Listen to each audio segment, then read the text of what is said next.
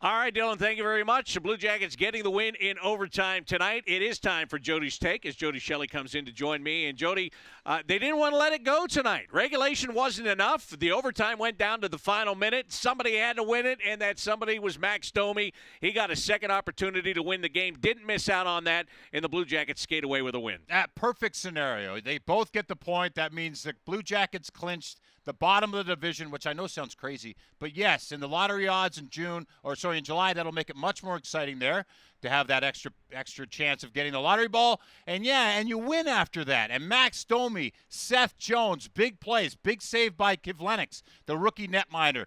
You know, a lot of nice plays. Delzato looked like he wanted to get his fifth goal. Peak had a physical game. The Blue Jackets, and you're right, it seemed like either team would score and there'd be an immediate response. Nobody wanted to let it go, but at the end of the night, the Blue Jackets at home in front of their fans get it done. It was a nice feeling at Nationwide Arena. You just talked to Seth Jones, and he said they had something to play for tonight, and that was for their coach, John Tortorella. It's quite possible that was his last game behind the Blue Jackets bench as head coach. They wanted to send him out with a win, and they got it for him. Yeah, and he moves ahead of Iron Mike Keenan in that all-time win list for coaches, and that's a big deal for that group. And it's nice to hear that from Seth Jones, the leader. And that is probably the last time we'll see John Tortorella. You know, his contract is up. It just feels like he's moving on. And for the Blue Jackets, it ends an era because he really established a lot here for this organization. This team was on up, and things have changed quickly. And now what's going to happen, nobody knows. But, boy, you got to say nothing but thank you to John Tortorella. And, boy, Bob, we're going to miss all your great interviews with him because you got all great information out of him every time. You built a really good relationship with him. Yeah, that was a lot of fun. It really was, and I appreciate everything that he did. And I will miss those conversations. We'll all miss our conversations with John Tortorella. But, Jody, now the fun begins, if you will, the fun of rebuilding, retooling, reloading, whatever you want to say.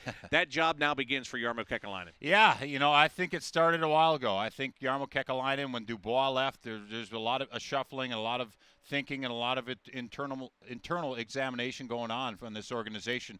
Doesn't stop for him and his staff, and it's gonna ramp up here. He's watched a lot of hockey lately, and he always does the best for the organization. It's in good hands, and we wish him luck, and he will make things happen and things change this offseason. All right, Jody and I are going to get together on Tuesday night at 7 o'clock, the final Inside Edge of the year to wrap up this season. It's on the flagship station of the Blue Jackets Radio Network, 97.1 The Fan. You can also find it on the Blue Jackets app and at bluejackets.com. And if you miss us live on Tuesday night, you can always get the show after it ends, where you find your favorite Blue Jackets podcast. Just subscribe to CBJ Radio. Jody, thanks for all your help this year. Talk to you Tuesday. Yep. Thank you. All right, that's Jody Shelley, and that's been his take. We now send it back to Dylan Tyre for the rest of the Pedialyte postgame show.